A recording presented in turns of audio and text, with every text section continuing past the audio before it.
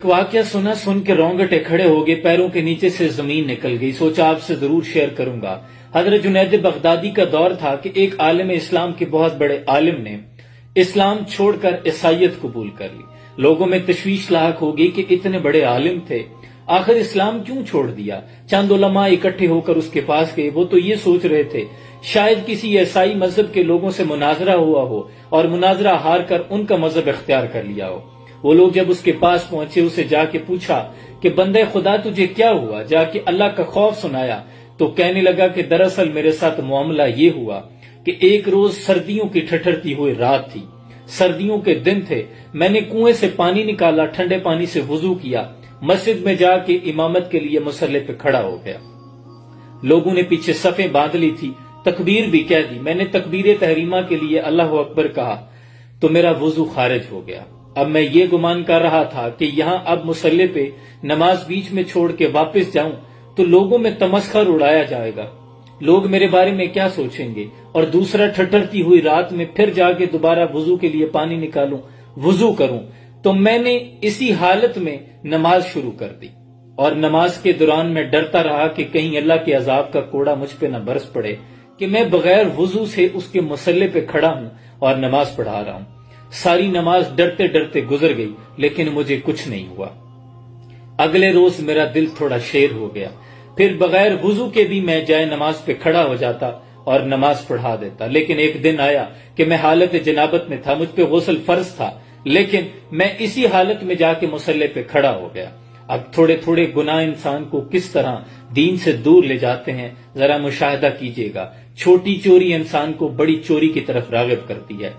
इसी हालत में जब मुसल्ले पे खड़ा हो गया तो अब दिल दोबारा कांप गया, डरने लगा कि पहले तो बगैर वुजू के खड़ा होता था, आज तो बगैर गुस्ल के खड़ा हो गया हूं। आज तो अल्लाह का कोड़ा अजाब का मुझ पे बरस पड़ेगा। लेकिन इसी हालत में मैंने नमाज अदा कर दी, लेकिन कुछ नहीं हुआ। फिर इसी तरह मुझे नापाकी और पाकी की कोई तमीज न रही।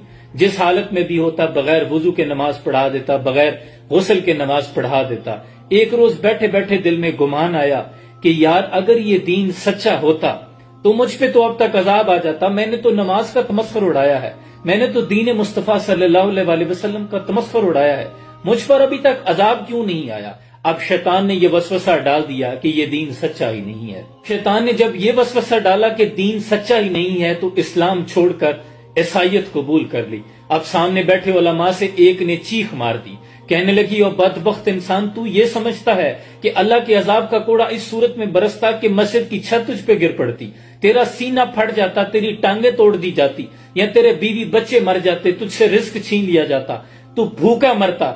तू समझता है तुझे उसने किया कुछ नहीं, तेरा तो उसने छोड़ा कुछ नहीं, तुझसे तो उसने अपना दीन छीन लिया है।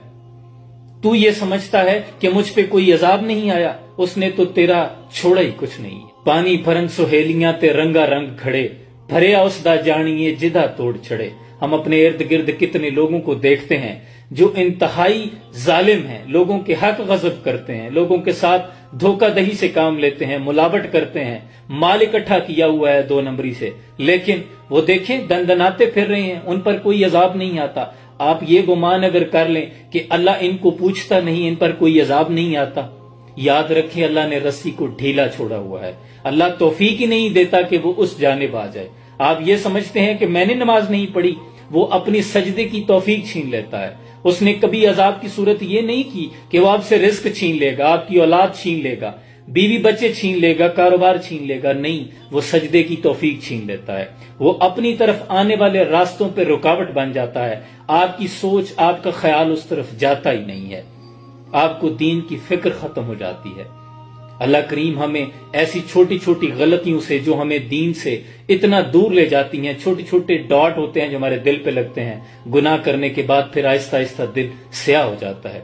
खुदा के लिए इस तरह छोटे छोटे गुनाहों से बचा करें कि कहीं ऐसा ना हो कि जैसे नबी अकरम सल्लल्लाहु अलैहि वसल्लम ने फरमाया कि कुछ लोग सुबह मोमिन और शाम को काफिर होते हैं, कहीं कुफर की हालत में हमारी मौत ना आ जाए। अल्लाह करीम हालत ईमान पर हमें मौत नसीब फरमाए। सलाम पहुंचे।